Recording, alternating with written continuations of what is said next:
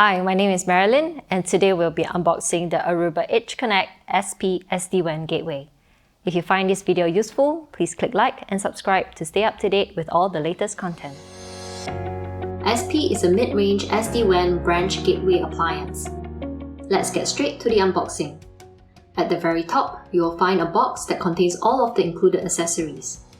There's a handy packing content list, as well as the quick start guide and rack mounting instructions. The unit ships with a serial console cable, a country-specific power cable, 4 cage nuts, and 4 corresponding screws to secure the unit into a standard 19-inch rack. There is nothing else in the box. Please note that your appliance should not come with a not for resale label like our demo unit here. Also note that the appliance ships with the standard 19-inch rack mount kit pre-installed. On the front, you will find an on-off button as well as 2 status LED lights.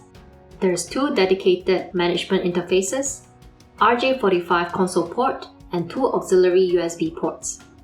There are 4 1 or 10 gig capable SFP Plus ports, 8 1 gig RJ45 ports, and the expansion module slot.